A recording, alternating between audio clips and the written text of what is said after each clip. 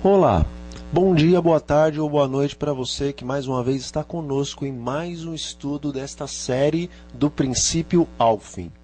Hoje nós falaremos a respeito de um tema muito interessante que talvez você nunca parou para analisar e compreender a respeito deste assunto. O tema de hoje é um trono no céu e um trono na terra. O interessante é que eu não estou falando do trono de Deus no céu e do trono de Satanás aqui na terra, mas eu estou falando a respeito do trono de Deus no céu e o trono de Deus também aqui na terra. A palavra do Senhor nos diz que o Senhor Deus é onipresente e que a sua glória vai adiante de sua face. Ou seja, Ele está em todos os lugares, em todos os momentos. E Ele sabe também de todas as coisas. Ele é onisciente, não apenas onipresente, também é onipotente. E nós sabemos que Ele reina nos céus, Ele reina sobre a terra, sobre o mar e sobre todas as coisas que existem na criação, quer na terra ou quer em todo o vasto universo. Todavia, provavelmente você ainda não parou para estudar, para analisar e compreender que o trono de Deus nos céus um dia também esteve aqui nesta terra. E hoje nós estudaremos a respeito disso, o trono do Senhor Deus no céu e também nesta nossa terra. E eu quero começar lendo o seguinte versículo, o qual se encontra no livro de João, no capítulo 14, e o versículo é o 6. E a palavra do nosso Deus nos diz assim: Disse-lhes Jesus: Eu sou o caminho e a verdade e a vida. Ninguém vem ao Pai senão por mim. O que esse texto tem a ver com o trono de Deus no céu e o trono de Deus na terra? Nós vamos compreender hoje neste estudo que o Senhor, através do santuário, o qual ele erigiu aqui na terra no tempo de Moisés, ele estava pondo o seu glorioso trono, o seu glorioso governo aqui nessa terra, a qual havia sido capturada, se assim podemos dizer, usurpada, roubada por Satanás. Jesus aqui ele está dizendo que ele é o caminho, a verdade e a vida, e talvez você também esteja perguntando, mas o que isso tem a ver com o santuário? Até então, o trono de Deus e o santuário ter alguma coisa em comum. Pode ser que você diga, bom, eu até aceito, dependendo do que esse pregador aí vai falar. Mas o que tem a ver as palavras de Cristo, eu sou o caminho, a verdade e a vida, com o santuário e com o trono de Deus? Jesus ele completa a frase dizendo que ninguém vai ao Pai se não for por intermédio dele. E novamente eu repito que as primeiras palavras deste versículo são: Eu sou o caminho, a verdade e a vida. E ninguém vem ao Pai senão por mim. A verdade é que este versículo tem tudo a ver com o santuário, tanto o da terra como o santuário que existe nos céus, pois nós vamos ver aqui em Hebreus, no capítulo 8, que existe também um santuário, um tabernáculo de Deus nos céus, o qual não foi construído por Moisés ou por mãos humanas ou por mãos de anjos, mas diz a palavra de Deus que este santuário, o qual existe nos céus, dos céus, onde o Pai e o Filho ali habitam e onde também a presença do Espírito Santo ali se encontra, ali existe um santuário o qual foi erigido pelo próprio Deus, pelo seu onipotente poder. Bom, enfim, mas Jesus, quando disse que ele é o caminho, a verdade e a vida, ele estava se referindo ao santuário, ao tabernáculo. Para os judeus era muito comum ouvir essas palavras, caminho, verdade e vida, pois a primeira porta ou a primeira passagem do tabernáculo, o qual existia lá no deserto, no tempo de Moisés, quando ele, juntamente com os hebreus, saíram do Egito para irem a Canaã terrestre, nós conhecemos a história que o Senhor Deus pediu para que Moisés erigisse, construísse um tabernáculo para que o Senhor Deus pudesse habitar no mesmo, habitar no tabernáculo, e desta maneira, então o Senhor Deus também poderia habitar no meio do seu povo. E para os judeus era muito comum essas 3 palavrinhas. A primeira passagem do tabernáculo era o caminho, assim se chamava a primeira porta. A segunda porta do tabernáculo, deste santuário, o qual os homens, por intermédio ou por mandado, na verdade, de Deus e do Espírito Santo erigiram, a segunda porta, a qual dava acesso ao lugar santo do tabernáculo, se chamava verdade. E a terceira porta, ou a terceira passagem do tabernáculo, a qual dava acesso ao lugar santíssimo do tabernáculo, esta porta, ou esta passagem, se chamava vida. Para chegar ao lugar santíssimo, onde o Shekinah se manifestava entre os querubins, lá no tabernáculo que existia no deserto, era necessário que o sumo sacerdote passasse pelas 3 portas: caminho, verdade e vida. O sumo sacerdote naquele período, no período de Moisés e nos períodos posteriores, ele entrava uma vez por ano no lugar santíssimo do tabernáculo, a fim de fazer expiação por todos os pecados do povo e até a fim de fazer expiação pelos seus próprios pecados.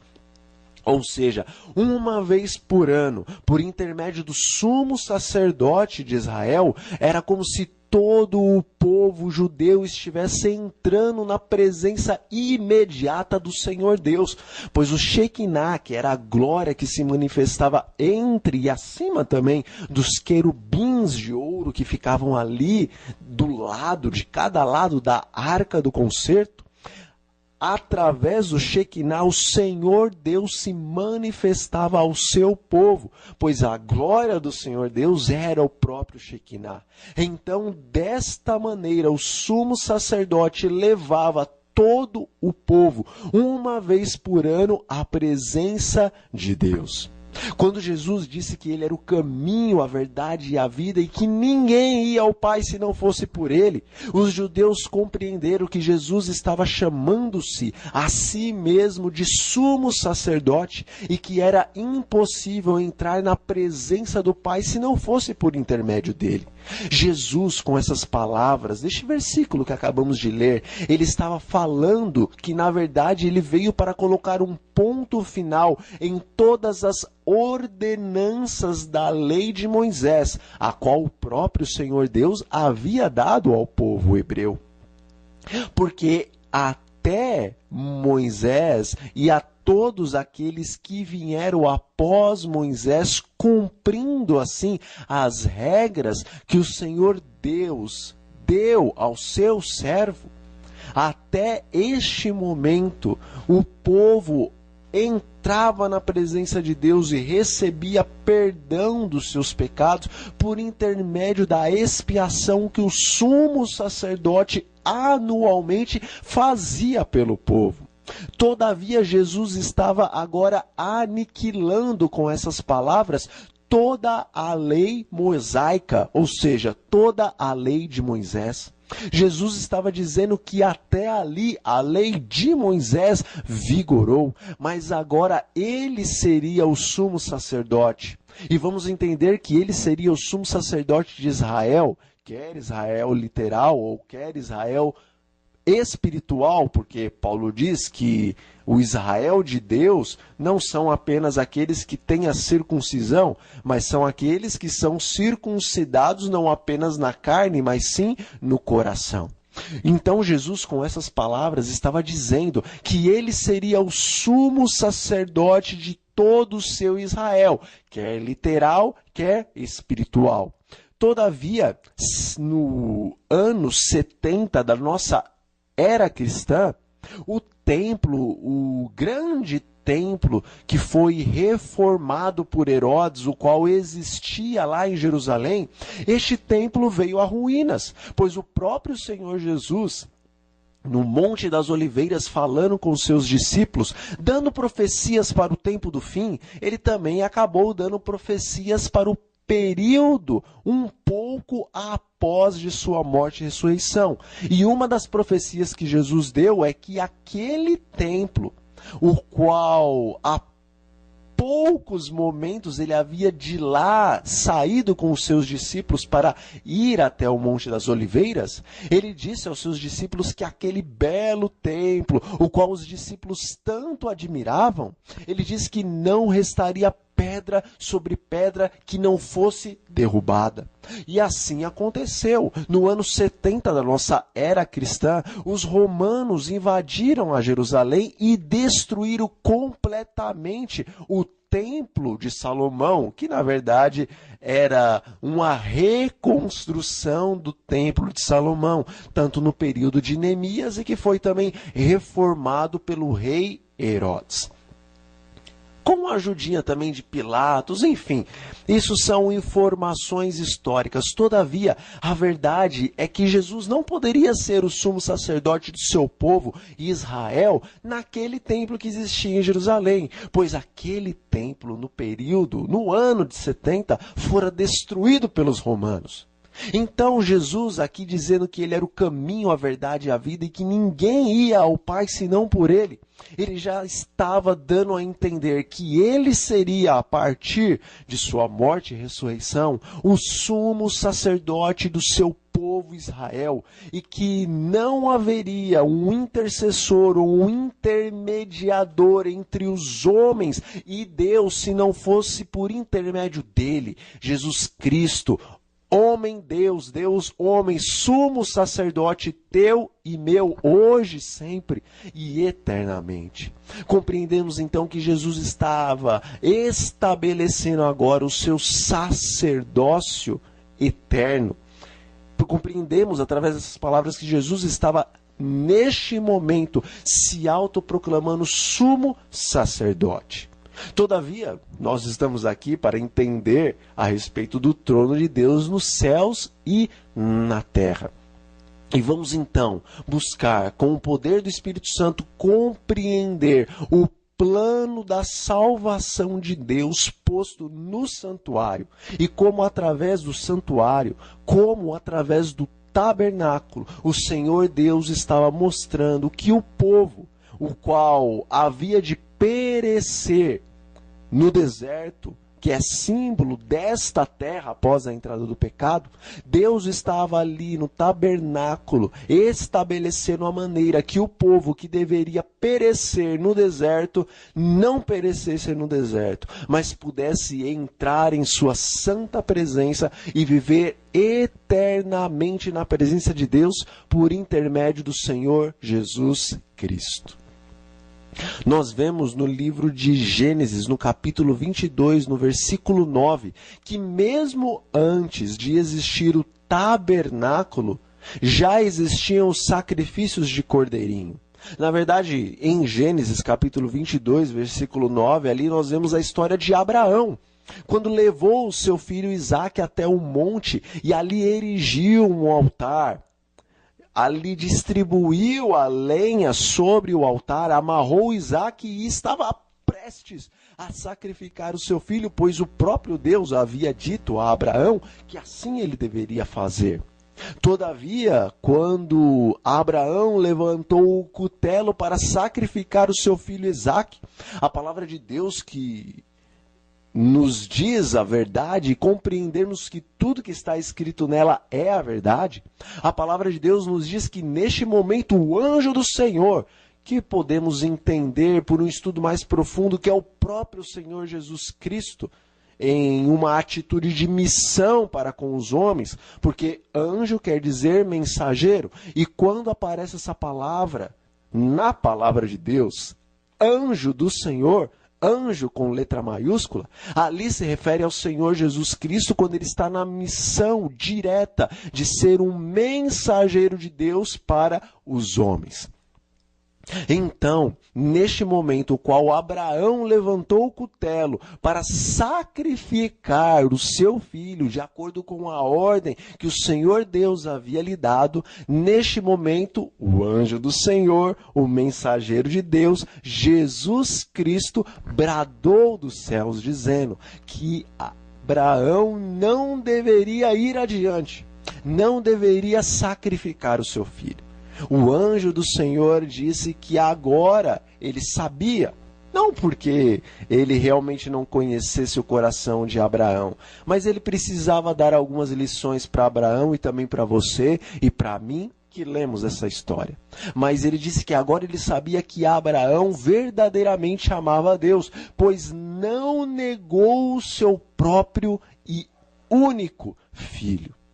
Entendemos também que essa história de Abraão é tão somente uma ilustração do que haveria de acontecer alguns milênios posteriores. Pois Abraão, aqui nessa história, ele é uma representação do pai, e Isaac, nessa história, é uma representação do filho.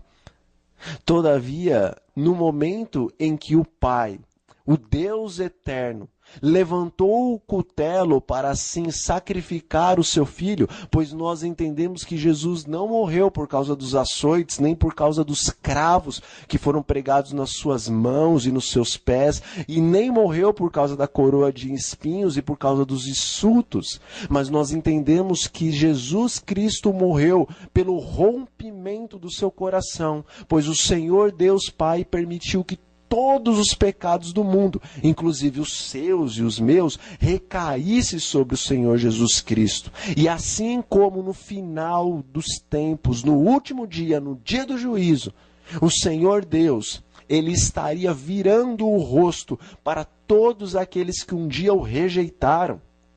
Naquele momento, na cruz do Calvário, o Senhor Deus estava fazendo uma troca. Em vez de rejeitar o homem, o qual havia pecado, naquele momento, o Pai, o grande Deus, permitiu que todos os pecados estivessem sobre o seu Filho amado. E naquele momento, o Senhor Deus voltou do seu Filho a sua face gloriosa. Jesus ali sentiu o peso do teu, do meu pecado e de todos os habitantes da face da terra, desde Adão até o último homem que viver sobre a face da terra. Naquele momento, por causa do peso dos pecados e por causa que o Pai ali derramou a sua ira sobre o seu Filho, que naquele momento na cruz virou pecado, se fez pecador por você e por mim, naquele momento o coração de Cristo se rompeu.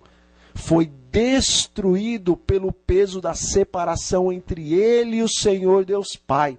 E é por isso que quando furaram o lado de Jesus com a lança, saiu aquela grande corrente de sangue misturada com água. Isso denota que houve um rompimento dos vasos do coração do Senhor Jesus.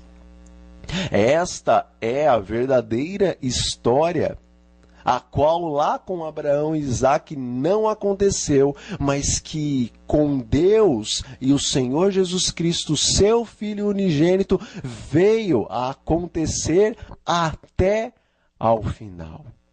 Mas a verdade é que por intermédio do sacrifício do Senhor Jesus Cristo, o qual é o Cordeiro de Deus, que tira o pecado do mundo, de acordo com as palavras de João Batista, através deste sacrifício, então nós demos o primeiro e mais importante passo para entrarmos novamente na presença gloriosa do Senhor Deus, o Pai. Vemos então que uma ilustração do céu foi posta ali no santuário. Vemos que em Êxodo capítulo 25, versículo 40, a palavra de Deus nos diz que o Senhor, ele falou a Moisés que Moisés deveria erigir um santuário e que este santuário deveria ser de acordo com o modelo o qual ele deu para o seu servo no monte. E Moisés então seguiu todo o modelo deste tabernáculo, o qual foi apresentado por Deus. Moisés, ao erigir este tabernáculo, recebeu não somente as medidas de como este tabernáculo deveria ser em seus 3 compartimentos, que era o pátio, o lugar santo e o lugar santíssimo. Moisés também recebeu as diretrizes do que haveria de existir ou haver em cada um destes 3 compartimentos. Nós vemos que no primeiro compartimento deste tabernáculo, o qual fora erigido no deserto, havia ali aquele grande altar que era feito de madeira e que era revestido de bronze. Nós vemos que naquele altar eram sacrificados os cordeiros o qual o próprio João Batista disse que representavam a Jesus Cristo. Porque em verdade, meu amigo, a palavra de Deus nos diz que ninguém pode ser salvo por causa de sangue de cordeiros, ou de bodes, ou de touros, enfim. Nenhum animal, nem o derramamento de uma multidão de animais poderia salvar o povo hebreu. Portanto, aquele cordeiro que era sacrificado diariamente, assim como também uma vez por ano, lá naquele altar de bronze que havia no primeiro compartimento do tabernáculo, este cordeiro era uma ilustração. Era uma representação do Senhor Jesus Cristo. Assim como Isaac era uma representação de Cristo, o cordeirinho que era morto naquele altar de bronze dentro do tabernáculo também era uma representação do Senhor Jesus. Portanto, o primeiro passo, logo após a entrada do caminho, ou seja, logo após o pecador passar pela primeira porta do tabernáculo, o primeiro passo era a morte do cordeiro. Ninguém poderia ir à presença do Senhor Deus, o Pai, no lugar santíssimo, se não houvesse o sacrifício do Cordeiro, o qual representava o Senhor Jesus Cristo, o qual representava o Senhor dando a sua vida para pagar os pecados daqueles os quais realmente mereciam ser sacrificados. Porque quando o pecador passava pela primeira porta do tabernáculo, a qual se chamava caminho, este colocava suas mãos sobre a cabeça do cordeirinho e confessava os seus pecados. E assim o sacerdote, juntamente com o pecador, estavam a imolar, ou seja, degolar o cordeirinho, e este era posto sobre o altar, era queimado, e assim era como se o cheiro do sacrifício desse cordeiro subisse de maneira suave à presença de Deus. Era uma ilustração do sacrifício do Senhor Jesus Cristo por ti e por mim.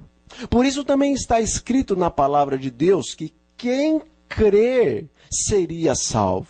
Quem cresce no sacrifício de Jesus, do Cordeiro de Deus que tira o pecado do mundo, então esse seria salvo e poderia assim continuar na sua caminhada até entrar no terceiro compartimento, que é o lugar santíssimo, aonde o Senhor Deus se manifesta. Mas a palavra de Deus, este próprio versículo que eu acabei de dizer, aquele que crer será salvo. Só que antes do será salvo, o versículo na Bíblia nos diz que aquele que crer e for batizado, este será salvo. Vemos que lá no tabernáculo, ainda no primeiro compartimento, no pátio do tabernáculo, após este grande altar de bronze, o qual era sacrificado o cordeirinho, que era símbolo de Jesus Cristo, após este altar havia a bacia com água. Os sacerdotes e os sumos sacerdotes, eles não podiam entrar no lugar santo do tabernáculo sem antes se lavarem naquela bacia. Veja que a Bíblia é maravilhosa e que o plano da salvação se encontra no santuário o qual o Senhor Deus pediu para que Moisés erigisse.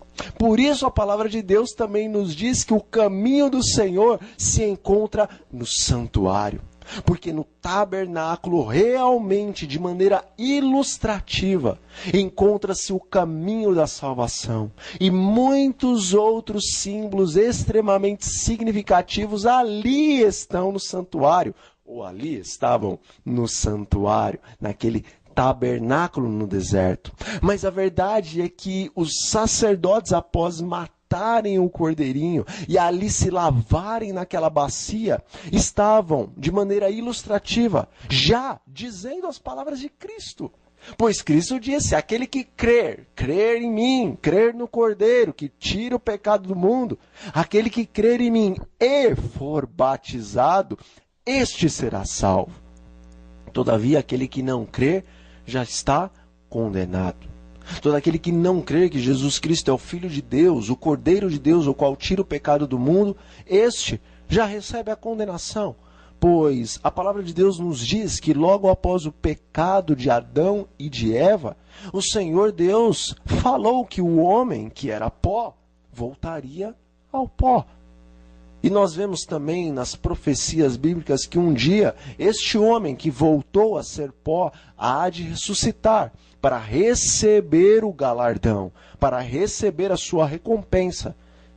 Se praticou coisas boas e creu em Jesus Cristo, Cordeiro de Deus, que tira o pecado do mundo, então seu galardão será a vida eterna, a sua recompensa será a vida eterna. Todavia, se não creu, ou se não aceitou verdadeiramente a Cristo Jesus, então a palavra de Deus nos diz que o salário do pecado, o salário da condição natural do homem, que é ser pecador, o salário do pecado é a morte, e a morte eterna. Bom, mas nós vemos que depois desta bacia que existia no tabernáculo, a qual representava o batismo, pois o batismo significa morte. Após nós cremos no sacrifício do Senhor Jesus Cristo por nós, nós temos agora que confessar diante do mundo e do universo que nós verdadeiramente queremos também viver a mesma vida de Cristo. Por isso, o batismo por imersão nas águas simboliza que quando nós somos submergidos nas águas, estamos ali morrendo, tal como Cristo morreu. E quando nós somos levantados das águas, significa que nós estamos ressuscitando da vida de pecados, tal como Jesus ressuscitou do túmulo. Portanto, meu amigo e minha amiga, meu irmão e minha irmã, quando você se batiza, você está dizendo para o universo e para o mundo que você está morrendo para a sua vida de pecados e ressuscitando para uma vida gloriosa em Cristo Jesus. Mas como viver essa vida gloriosa? Porque realmente nós fazemos essa simbologia do batismo. Muitos de nós entendemos que realmente quando nós somos submergidos, estamos morrendo para o pecado. E quando somos emergidos das águas, estamos renascendo para uma nova vida em Cristo Jesus, o nosso Salvador e exemplo maior. Todavia nós somos pecadores. E a palavra de Deus nos diz que em nosso coração existe uma lei diferente da lei de Deus, a lei do pecado, a qual milita, ou seja, a qual luta contra a lei santa de Deus. Bom, se existe uma lei em nosso coração, se existe uma lei em nossa carne que luta contra a lei de Deus, então como nós vamos poder viver realmente em novidade de vida para que possamos entrar na presença gloriosa do Senhor Deus o Pai? A palavra de Deus nos diz que o caminho do Senhor se encontra onde? No santuário. Então a solução para este problema está onde? No santuário, porque ali é manifesto o caminho do Senhor Deus para a salvação do homem. Após a primeira porta, que era o caminho, após a morte do Cordeiro e também a lavagem dos pés e das mãos que representa o batismo, agora vinha a segunda porta, a verdade, a qual dava acesso ao lugar santo do tabernáculo. Deus é maravilhoso. Jesus Cristo, que é o verdadeiro Cordeiro, após ter morrido e após ter designado que os seus apóstolos deveriam batizar todos aqueles que nele crescem em Jesus, todos aqueles que crescem em Jesus, tanto serem batizados em nome do Pai, do Filho e do Espírito Santo, estes agora deveriam ser salvos. Todavia, Jesus não nos deixou sem um ajudador para nos auxiliar na santificação. Pois após a morte e ressurreição e o desígnio do Senhor Jesus para que todos aqueles que nele crescem fossem batizados, ele também disse que ele haveria de enviar o Espírito Santo, de acordo com o que nós vemos no livro de João, no capítulo 16, versículo 13, Jesus disse que o Espírito da verdade viria e que ele guiaria os homens em toda a verdade. O Santo Espírito de Deus é o Consolador. Essa palavra Consolador, traduzida, na verdade, para a nossa linguagem, é muito mais do que realmente se encontra diante dos nossos olhos na Bíblia. Se nós vamos no original e vemos o que significa essa palavrinha Consolador, aqui Jesus está querendo dizer que o Espírito Santo era o outro semelhante a ele, o qual viria do céu para levar os homens a toda a verdade, a qual ele, o Espírito Santo de Cristo, receberia a fim de anunciar a todos aqueles que tivessem crido e sido batizados. A verdade é que assim como no tabernáculo tudo estava em uma ordem perfeita, na história, no plano da salvação de Deus, tudo estava numa ordem perfeita. No tabernáculo havia o sacrifício do cordeiro e a lavagem das mãos. Então aqui na terra, após a vinda de Jesus a este planeta, houve o sacrifício dele, houve também a ordenança do batismo por imersão. E agora no tabernáculo, o povo de Deus, através do sacerdote e também do sumo sacerdote, deveria entrar no lugar santo. Após também Jesus ter designado o batismo para o seu povo, ele também designou a santificação do seu povo. Pois está escrito no livro de Hebreus: segui a santificação, porque sem a qual ninguém verá a Deus. Portanto, é bem verdade, sim, que todo aquele que crer e for batizado será salvo.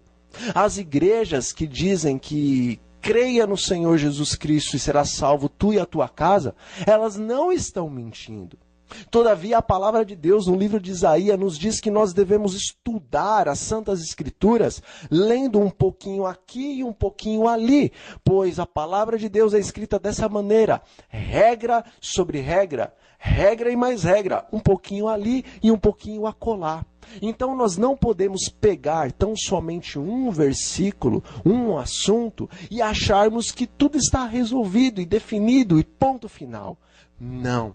Porque Jesus, ele estabeleceu sim que nós devemos ser salvos por intermédio do seu sacrifício. E todo aquele que for batizado será também salvo. Todavia, a palavra de Deus nos diz no livro de Hebreus que se não seguirmos a santificação, nós não veremos a Deus.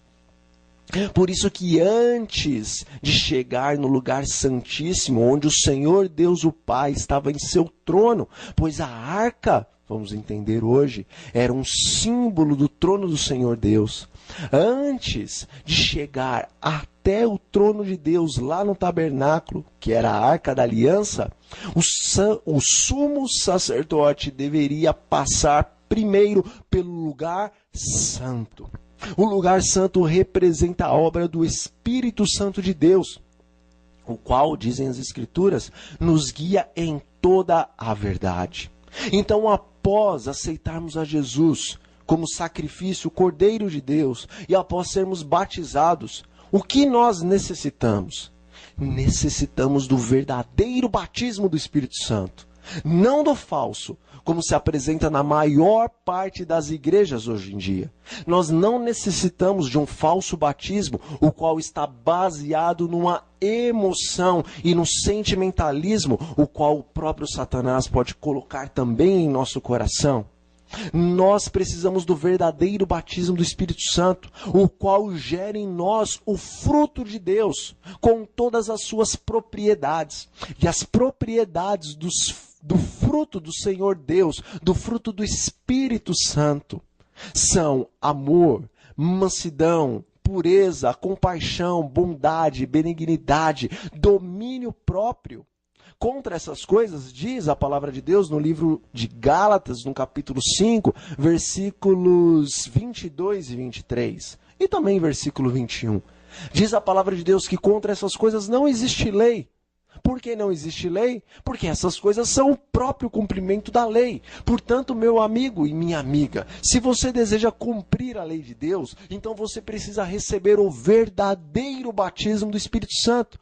Pois só recebendo o verdadeiro batismo do Espírito, de acordo com o que está escrito no livro de Ezequiel, nós então teremos a lei do Senhor Deus escrita pelo dedo do Espírito em nossos corações. E poderemos então andar na lei do Senhor. E andar na lei do Senhor são estas coisas: a prática do amor, da bondade, do domínio próprio e de tudo aquilo que está descrito lá no livro de Gálatas. Vamos voltar agora então para o tabernáculo e para o plano da salvação, para que possamos então entrar na presença do Senhor Deus, o Pai. Lá no tabernáculo, ao entrar no lugar santo, o sumo sacerdote, também o sacerdote, ele se deparava com 3 coisas que ali existiam: os pães da proposição, o incensário de ouro e também o candelabro de ouro. Veja que quando nós somos batizados por crermos primeiro no sacrifício de Cristo, então se pedimos o verdadeiro batismo do Espírito Santo, o Espírito da verdade, o qual nos guia em toda a verdade, ele vai agora nos mostrar o que é a verdadeira santificação. A verdadeira santificação é comermos diariamente do pão da proposição, o qual havia no tabernáculo. E o que é este pão da proposição, o qual você e eu devemos dele comer diariamente de maneira espiritual? O pão da proposição é o próprio Jesus Cristo, pois Jesus Cristo nos diz que ele é o pão da vida. A palavra de Deus nos diz, o próprio Senhor Jesus, por intermédio de sua palavra, nos diz que ele é o pão que desceu do céu. Em nada semelhante com o pão que os israelitas comeram lá no deserto, o maná, e contudo morreram. Ele é o pão que desceu do céu, o pão, o alimento espiritual, o qual o Senhor Deus enviou para você e enviou para mim. Quem comer deste pão, diz o Senhor Jesus Cristo, este viverá eternamente. E este pão, o qual o Senhor Deus, por intermédio de Cristo, nos dá, é a própria carne do Senhor Jesus Cristo. Este lugar santo do tabernáculo, que representa a obra poderosa do Espírito Santo em nossa vida, nos mostra que diariamente, neste processo de santificação do cristão, ele deve se alimentar do pão da vida. E como então nos alimentarmos do pão da vida? O Senhor Jesus, ele nos disse o seguinte: examinai as Escrituras, porque vocês julgam nelas conter a vida eterna, e são elas que testificam de mim.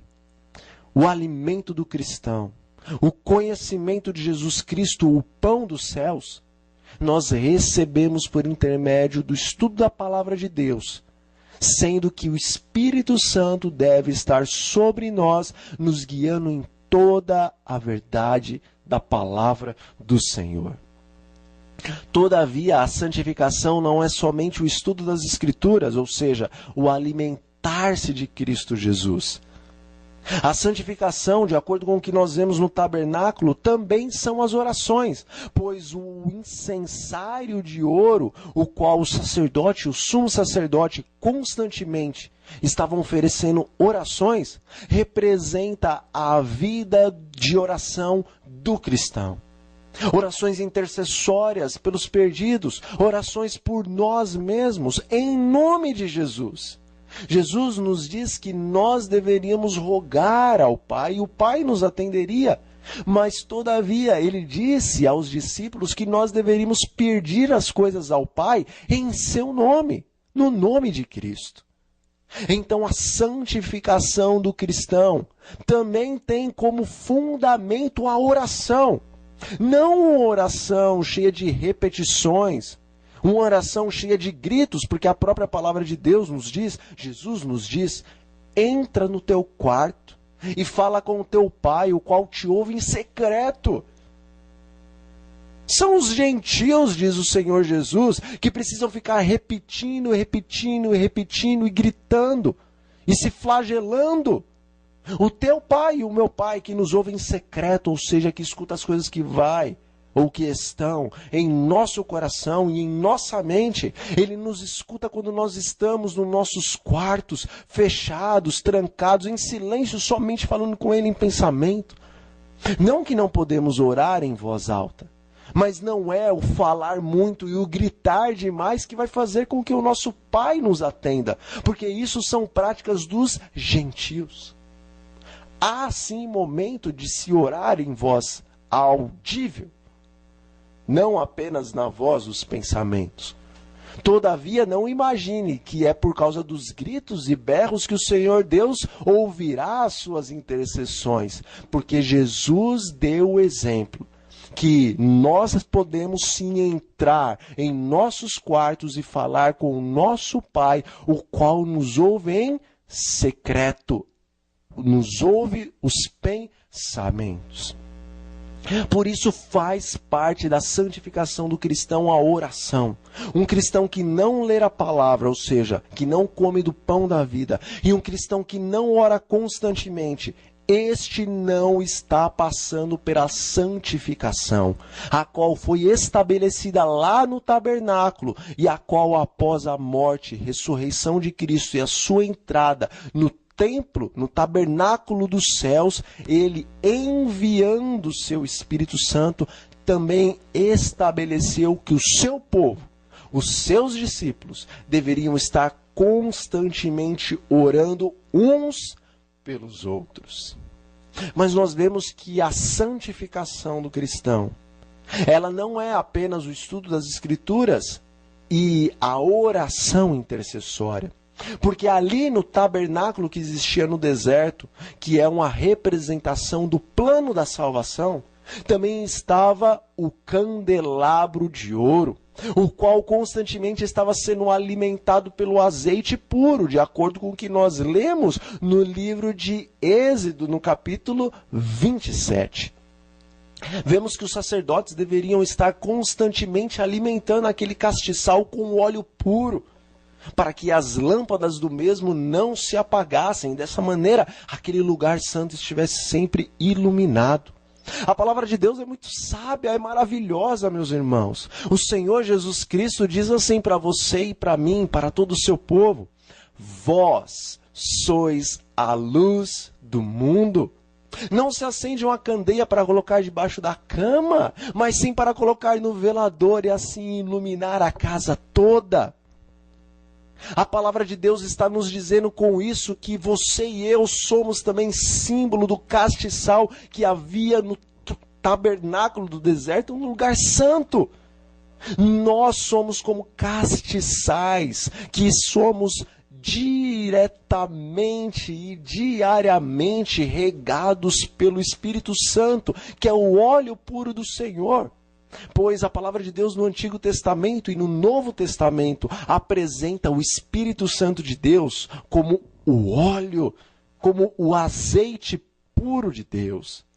Portanto, A palavra do Senhor está nos dizendo que o processo de santificação também é iluminar aqueles que estão em trevas. Ou seja, se nos alimentamos da palavra de Deus, estamos orando pelos perdidos, agora nós temos que trabalhar por essas pessoas. Temos que falar do amor de Deus e temos também que testemunhar com nossas ações do amor de Deus. Quando recebemos o dom do Espírito Santo, não vamos ficar falando somente em línguas estranhas. Não vamos ficar fazendo apenas cultos ruidosos e quando saímos ali de dentro da igreja, nem sequer esmolamos para o próximo que está na porta da igreja, nos pedindo auxílio. Aqueles que são castiçais de Deus neste planeta, aqueles que estão verdadeiramente recebendo o óleo puro que é o Espírito Santo em suas vidas, eles não estão preocupados com emocionalismo religioso, eles estão preocupados verdadeiramente em fazer a obra do Senhor, em evangelizar o mundo todo para que venha o fim, pois a palavra de Deus está nos dizendo que quando este evangelho do reino, o evangelho de Cristo Jesus for pregado em toda a terra, em testemunho de todas as nações, então virá o fim. Tu és e eu sou também a luz do mundo se nós temos recebido verdadeiramente o Espírito Santo, o qual nos santifica coração e mente. Nós somos os candelabros, os castiçais de Deus, a fim de levarmos a luz da verdade para este mundo. A luz da verdade não é levada somente por palavras. Você e eu temos que agir como Cristo agia, e isso verdadeiramente é o mais difícil. Então, se você e eu não estivermos diariamente recebendo o verdadeiro óleo de Deus, que é o Espírito Santo, o qual nos santifica, nunca poderemos realmente cumprir a comissão do Senhor Jesus, que é: ide por todo o mundo e pregai o evangelho a toda língua, tribo, nação e raça, para que então venha o fim. Mas enfim, nós descobrimos pelo tabernáculo de Deus e também pelo plano da salvação, após a morte e ressurreição de Cristo Jesus, que o Espírito Santo, que nos guia a toda a verdade, santifica a nossa vida através do estudo da palavra, através das orações e através do nosso testemunho, para que então nós possamos ver a Deus. Assim como o sumo sacerdote entrava uma vez por ano no lugar santíssimo, lá no tabernáculo, para ver a glória do Senhor Deus, o Shekinah, a qual se manifestava entre os querubins de ouro, assim também um dia, por intermédio de Cristo Jesus e da obra do Espírito Santo, o povo de Deus e dentro em breve, de entrar na presença do Altíssimo.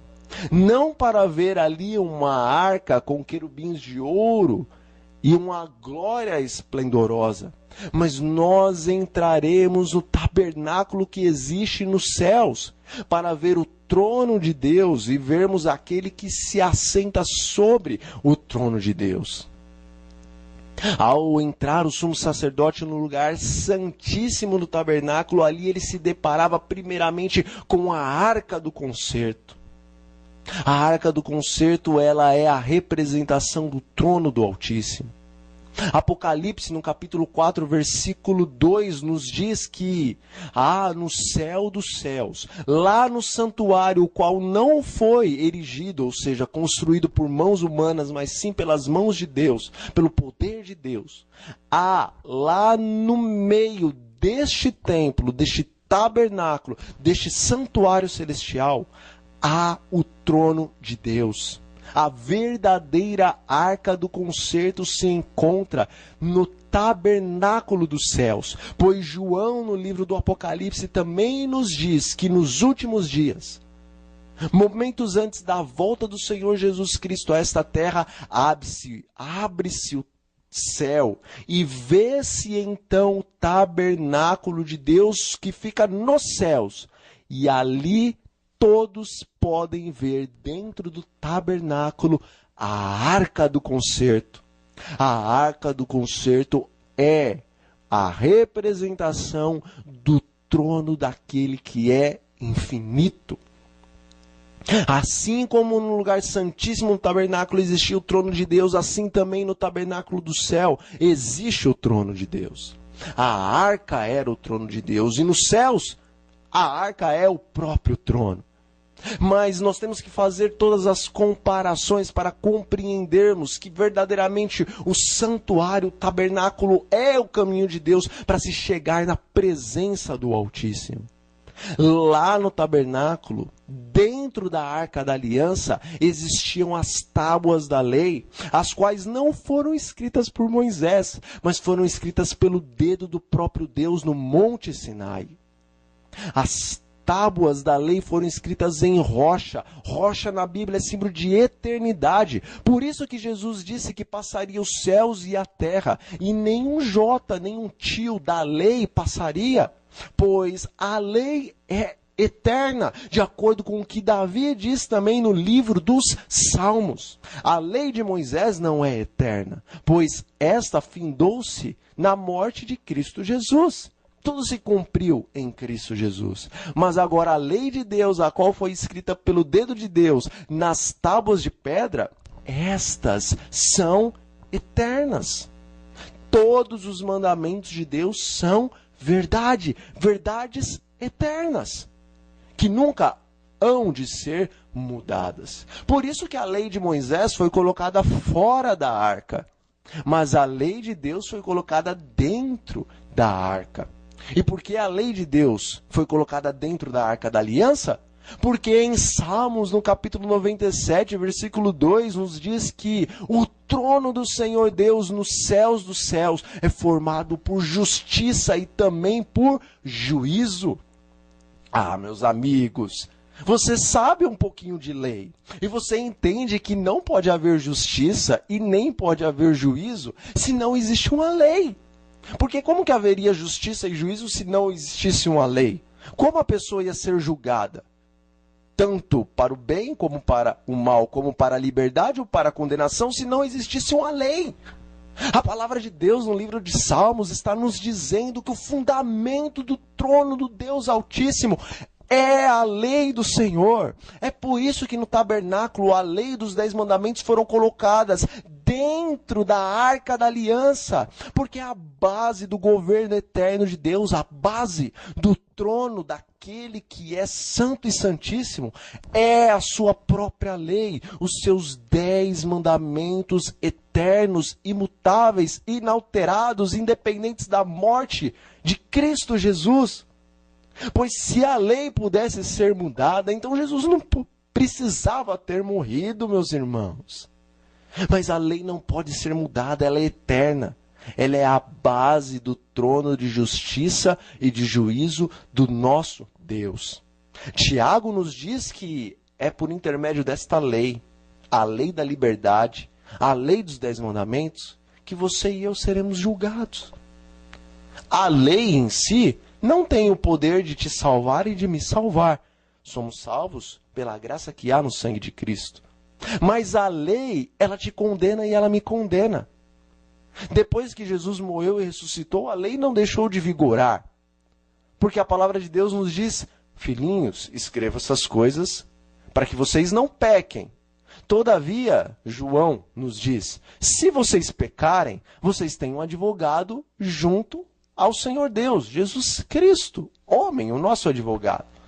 Veja, Paulo diz que pecado é a transgressão da lei, não a lei de Moisés, porque a lei de Moisés foi abolida com Jesus. Então, se pecado é a transgressão da lei, é claro que Paulo está falando da lei eterna, dos 10 mandamentos. Portanto, embora nós não vamos ser salvos pela lei dos 10 mandamentos, se continuamos a transgredir os 10 mandamentos, seremos por eles condenados. A lei é eterna. Eu repito, ela é a base do trono do Senhor Deus, o qual é constituído por justiça e por juízo. Todavia, nós vemos que dentro da Arca da Aliança, lá no tabernáculo, também existia o quê? Aquela pequena urna de ouro. E o que simboliza então essa pequena urna de ouro?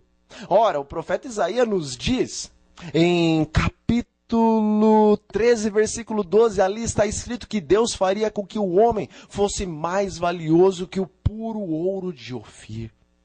O ouro aqui é representado como o próprio Senhor Jesus Cristo. O sacrifício do Senhor Jesus Cristo, a vida do Senhor Jesus, é valiosíssima diante do Senhor Deus o Pai.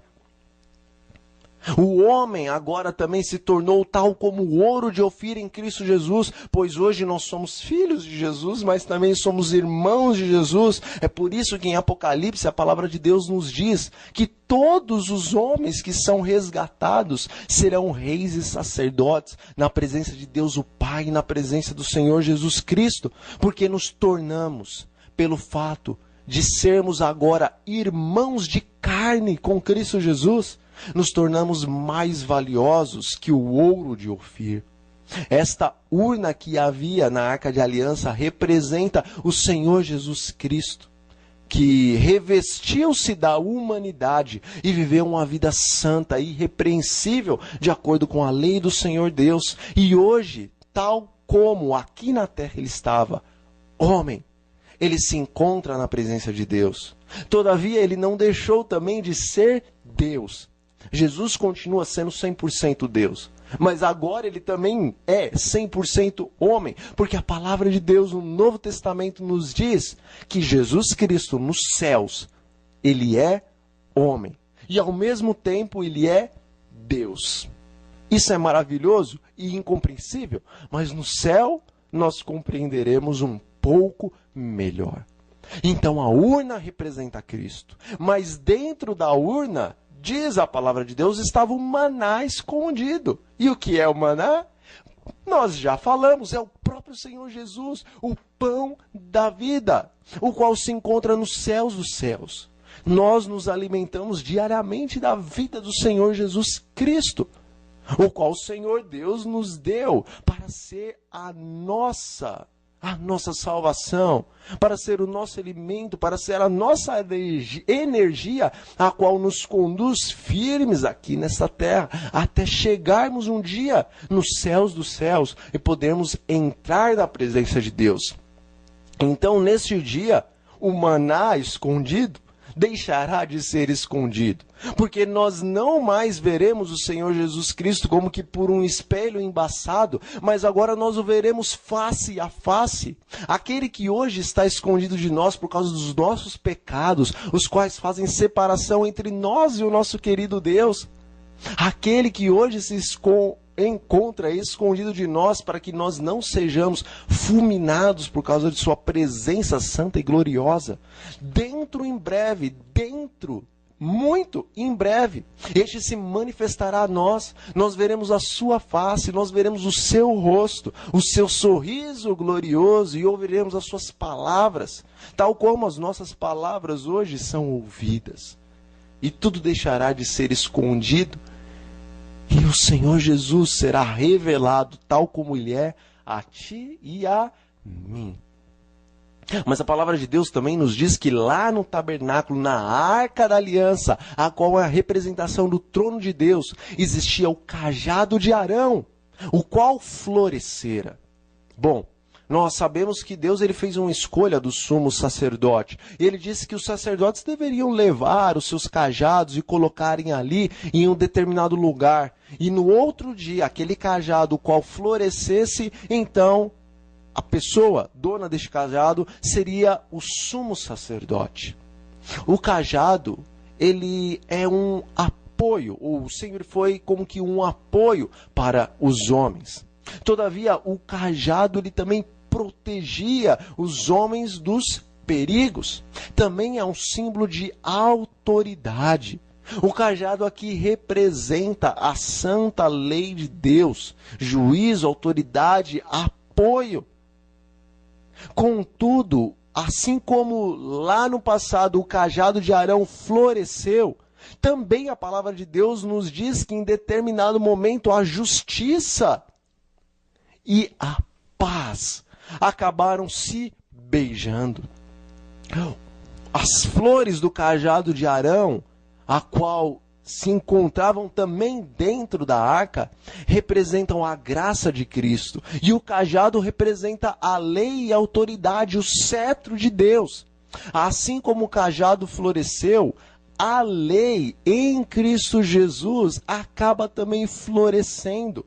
No passado, o cajado com as flores era símbolo da justiça e da paz se encontrando. A lei e a graça juntas, porque Deus pode ser juiz e justificador ao mesmo tempo, por intermédio da lei e por intermédio de Jesus Cristo. Portanto, o arco-íris que nós vemos no trono de Deus lá no livro do Apocalipse é também uma representação do cajado de Arão que floresceu. Pois o arco-íris, ele tem uma representação muito profunda que nós não poderemos aqui explicar. Na verdade, o arco celestial, ele está representando juntamente com o trono de Deus que a lei e a graça, elas andam juntas em Cristo Jesus. Isso compreenderemos melhor quando nós adentrarmos nos céus. Mas o que nós aqui podemos entender e glorificar a Deus por isso é que em Cristo Jesus nós encontramos graça, mesmo existindo uma lei a qual nos condena pelos nossos pecados. Mas vamos lá voltar ao tabernáculo. No tabernáculo existia 2 querubins de ouro, um de cada lado da arca. Estes querubins de ouro eram anjos serafins, de acordo com a palavra de Deus. Lá no tabernáculo, esses anjos aparentemente possuíam 2 asas somente, as quais com 2 cobriam os seus pés e com 2 velavam a glória do Senhor Deus.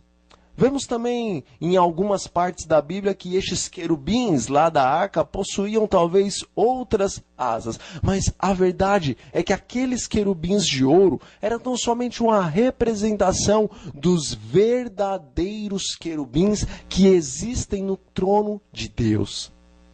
Isaías, ele nos diz que um dia ele teve uma visão no trono de Deus. E ele viu estes serafins, seres de 6 asas, os quais com 2 asas cobriam seus pés, e com 2 asas cobriam o seu rosto, e com 2 asas voavam de um lado para o outro, clamando que Deus era santo, santo e santo, e que toda a terra estava cheia de sua glória. Lá no livro de Apocalipse nós vemos novamente estes serafins aparecendo. No capítulo 4 nós vemos que estes serafins ali no livro do Apocalipse são chamados de os 4 seres que estão ao redor do trono de Deus e abaixo do assento onde o Senhor Deus se encontra.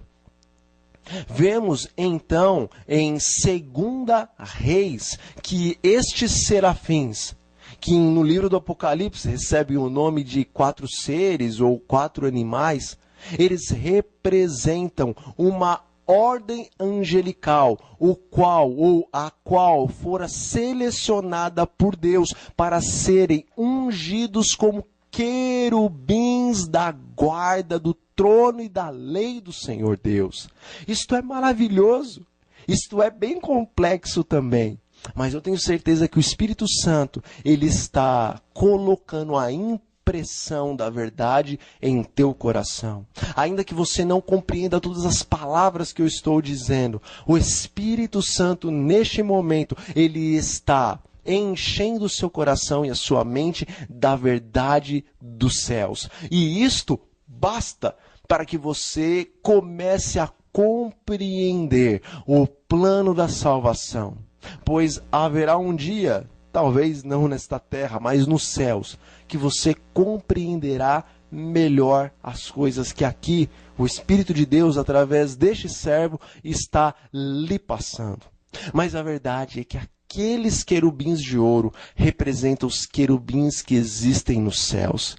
Querubins, repetindo, são uma classe de anjos chamada serafins, os quais 4 deles foram selecionados por Deus a fim de guardarem o trono de Deus, a fim de velarem a lei do Senhor, a fim de glorificarem o nome de Deus para todo o universo. Satanás era um querubim ungido por Deus. Satanás era um anjo serafim, o qual foi selecionado querubim cobridor, ou seja, um guarda real nos céus dos céus. Todavia, ele caiu de sua posição. Como? Diz a palavra de Deus, que desde o princípio ele foi mentiroso e também homicida. Ou seja, este querubim da guarda da lei, ele acabou, infelizmente, transgredindo a lei que ele deveria ter guardado. E assim ele se tornou Satanás. Mas ainda assim o Senhor Deus levantou outro no lugar de Satanás, que provavelmente seja o anjo Gabriel, pelo fato de aparecer tantas vezes no Novo Testamento, e entendemos assim que ele se tornou o principal entre os anjos, tal como Lúcifer era o principal entre os anjos. Então estes querubins se encontram ao redor do trono de Deus, são reis. Por isso que a palavra de Deus no livro do Apocalipse, em algumas traduções da Bíblia, nos diz que estes 4 seres que estão ao redor do trono de Deus são 4 animais, porque animais na profecia são reis ou reinos, e Deus selecionou estes 4 querubins para serem reis juntamente com eles, pois eles se encontram no trono do Altíssimo, um pouquinho abaixo de onde o Senhor Deus se assenta. Mas nós vemos que na arca da aliança, lá no tabernáculo, o Shekinah, a glória de Deus, se manifestava entre estes querubins. E nós vemos em 2 Reis, no capítulo 19, versículo 15, que ali, em uma oração maravilhosa, o rei está dizendo que o Senhor Deus, o Deus do universo, Deus do céu e Deus da terra, ele se manifestava acima dos querubins. Na arca do concerto, o Shekinah, a glória de Deus, ali estava entre os querubins. Mas nós vemos no livro de Apocalipse que o Senhor Deus, em pessoa, como ele é, ele se manifesta nos céus dos céus, no seu trono, acima dos querubins, o qual ele estabeleceu eternamente. Viu? Um trono no céu e um trono na terra. No tabernáculo nós vemos o plano da salvação e nós vemos como entrarmos na presença gloriosa do nosso Pai Celestial. Jesus nos responde como entramos eternamente na presença de Deus. Ele nos diz: eu sou o caminho, a verdade e a vida. Ninguém vem ao Pai senão por mim. No tabernáculo, 3 compartimentos, 3 portas para se chegar no lugar santíssimo, onde a glória de Deus se manifestava. Primeira porta, caminho. Segunda porta, verdade. Terceira porta, vida. No plano da salvação, Jesus é o caminho, porque ele é o Cordeiro de Deus que tira o pecado do mundo. No plano da salvação, nós somos batizados em nome do Pai, em nome do Filho e em nome do Senhor Jesus Cristo. Este é o caminho para a entrada na presença do Senhor Deus. No plano da redenção, o Senhor Deus estabeleceu em Cristo Jesus que o Espírito Santo seria enviado para nos santificar e purificar o nosso coração, para que pudéssemos entrar na presença imediata de Deus, na presença gloriosa de Deus. Assim como lá no lugar santo do tabernáculo, o Espírito Santo também manifestava a sua obra. Todavia, nós queremos chegar na presença gloriosa do Senhor, Deus o Pai. O sumo sacerdote, uma vez por ano, lá no tabernáculo, podia entrar na presença gloriosa do Senhor, Deus o Pai, e ver a sua glória, a qual se manifestava entre os querubins. Mas isso era só uma representação. Pois está chegando o momento em que em Cristo Jesus, você e eu e todos os santos de Deus de todas as eras poderemos entrar no Santo dos Santos que se encontram nos céus dos céus e estarmos ali diante não de uma arca de madeira revestida de ouro, com querubins de ouro, com tábuas de pedra e com uma urna de ouro e com o maná e com o cajado que floresceu. Não, em Cristo Jesus todos os filhos de Deus, os quais serão ressuscitados no dia da vinda de Cristo, e os que estiverem vivos serão glorificados, transladados no momento, num abrir e fechar de olhos. Todos esses poderão entrar no lugar santo dos santos para ver agora um trono de marfim, um trono branco com as suas bases azuis da safira, a qual a palavra de Deus nos diz que existe no trono do Altíssimo. Ali nós conheceremos verdadeiramente o significado da lei do Senhor Deus, a qual é estabelecida no trono do Altíssimo em chamas de justiça e também em chamas de juízo. Ali nós poderemos ver não apenas o maná, não apenas a urna de ouro, mas ali nós veremos verdadeiramente face a face o Senhor Jesus Cristo, que representa todas estas coisas.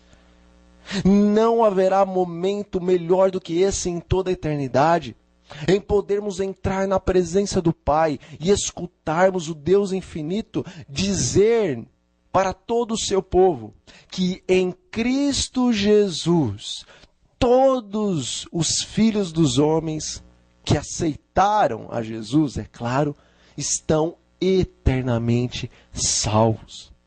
Ali a justiça e a paz que se beijaram, que se encontraram na morte de Cristo, serão explicadas mais clara e profundamente para nós. E o motivo principal do nosso estudo por toda a eternidade será compreendermos o plano da salvação estabelecido em Cristo Jesus. Mas ali também haverão os santos querubins, os quais estarão constantemente clamando que Deus é santo, santo e santo, e que os céus, a terra e o universo inteiro está cheio de sua glória. Mas ali nós veremos o Shekinah, ali nós veremos o Pai, poderemos ver o rosto do Altíssimo, pois está escrito na palavra de Deus que os mansos herdarão a terra, mas que os puros de coração verão também a Deus. Deus está te chamando para que você possa em Cristo Jesus entrar no lugar santíssimo qual existe nos céus. O livro do Apocalipse, no capítulo 21, nos traz algumas palavras muito belas e, ao meu ver, são as promessas mais maravilhosas da palavra de Deus. E nos diz assim, capítulo 21, versículos 1 a 4. E vi um novo céu e uma nova terra, porque já o primeiro céu e a primeira terra passaram, e o mar que causava tanta separação, já não existe. E eu, João, vi a santa cidade, a nova Jerusalém, que de Deus descia do céu, preparada como uma esposa, adornada para o seu marido. Pois um dia a santa cidade, a qual no meio dela está o tabernáculo do Senhor Deus, diz a profecia, após o milênio, depois da vinda de Cristo, ela descerá para esta terra. E o versículo 3 é o seguinte: E ouvi uma grande voz do céu que dizia: Eis aqui o tabernáculo de Deus está com os homens, pois com eles habitará, e eles serão o seu povo, e o mesmo Deus estará com eles, e será o seu Deus. E o versículo 4 termina dizendo para você e para mim o seguinte: E Deus limpará de seus olhos toda a lágrima, E não haverá mais morte, nem pranto, nem clamor, nem dor, porque as primeiras coisas são passadas. Este é um Deus que estabeleceu um tabernáculo a fim de habitar com o seu povo lá no período do deserto. Mas aqui no Apocalipse nós vemos que aquilo que um dia foi ilustração, agora será eternamente uma realidade. O tabernáculo de Deus com os homens será, após 1000 anos, depois da volta de Cristo, estabelecido nesta terra. Viveremos eternamente na presença do Altíssimo, pois o próprio Deus será o nosso tabernáculo. E nós andaremos à glória da luz do Pai e do Filho e também do Santo Espírito. Quer você ser um sacerdote e rei na presença do Deus infinito por toda a eternidade? Então siga o caminho estabelecido no tabernáculo. Crê no Senhor Jesus Cristo. Aceite o batismo. Passe pela santificação. E então, entre na presença do Rei do Universo. Convido você a fechar os seus olhos, a baixar a sua cabeça, para que neste momento nós falemos com o nosso Deus, o Rei da Glória. Oremos. Senhor nosso Deus e nosso Pai, o qual habita nos céus dos céus, mas também habita aqui conosco, os teus filhinhos em Cristo Jesus, nós queremos lhe agradecer pelo plano da salvação, o qual foi estabelecido a partir do tabernáculo no deserto e o qual hoje está se cumprindo após a morte e a ressurreição do Senhor Jesus Cristo. Que aceitemos a Cristo, que sejamos batizados, que recebemos o verdadeiro dom do Espírito Santo, que passemos pela santificação, para que possamos então entrar no Santo dos Santos e ver a Tua face por toda a eternidade. Em nome de Jesus, nos aceite, nos perdoe, nos purifique e nos salve. É o que nós lhe pedimos e lhe agradecemos. Amém. Meu amigo e minha amiga, meu irmão e minha irmã, foi um prazer estar com vocês falando a respeito deste assunto maravilhoso que, creio, até hoje você não havia parado para analisar. Mas nós daremos prosseguimento a esses nossos estudos que estão falando do princípio até o fim. Não perca nenhum, pois é melhor nós tirarmos um tempo do nosso dia para nos alimentarmos da palavra de Deus, do que naquele dia tentarmos arrumar alguma desculpa para nos justificarmos em não termos ouvido a verdade a qual nos pode salvar em Cristo Jesus. Que a glória do Senhor Deus resplandeça sobre você e sobre o seu lar, e que a paz de Deus em Cristo Jesus, pelo poder do Espírito Santo, esteja em seu coração e mente. É o meu desejo, é o meu pedido para o Senhor. Amém e até mais.